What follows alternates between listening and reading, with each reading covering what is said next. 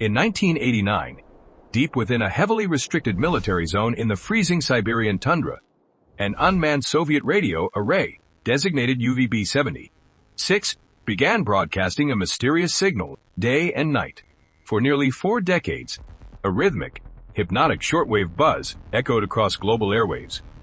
Shortwave enthusiasts, intelligence agencies, and historians monitored the frequency continuously, assuming it was nothing more than a lingering relic of Cold War military communications or an automated dead-hand trigger system. Then, at precisely 3 a.m. yesterday morning, the endless 37-year hum abruptly cut to absolute silence.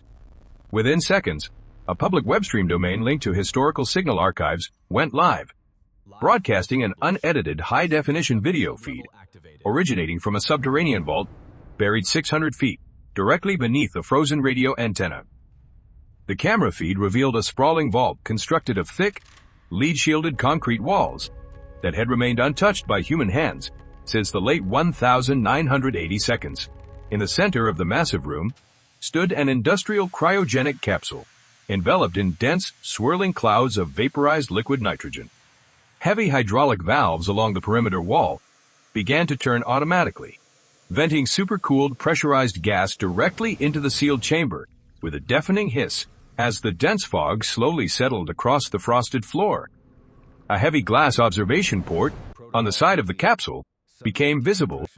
Faint interior emergency lamps illuminated a handwritten document taped securely to the inner glass layer, dated the 14th of October, 1989. The document contained a single typed instruction alongside complex hand-drawn schematics.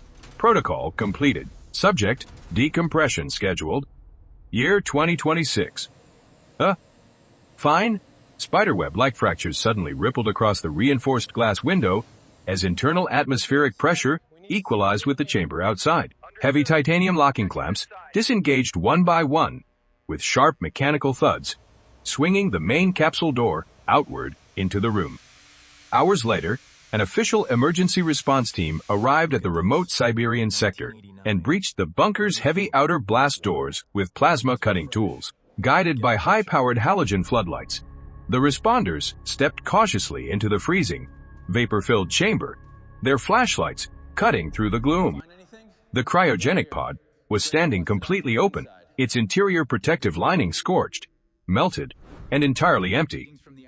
Lying on the frost-covered concrete floor right next to a metal serial plaque stamped property of USSR. 1989 was a pair of modern, wet athletic shoes. A clear trail of damp, melting footprints led away from the pod, moving directly toward an unmapped emergency drainage shaft at the back of the facility. The iron security grate covering the shaft had been forced open completely from the inside. High-altitude satellite thermal imaging captured a single heat signature moving rapidly through the frozen wilderness miles away from the facility as researchers continue to analyze the declassified recordings. One terrifying question remains: did someone simply sleep through 37 years of human history? Or did they wake up right on schedule to change it?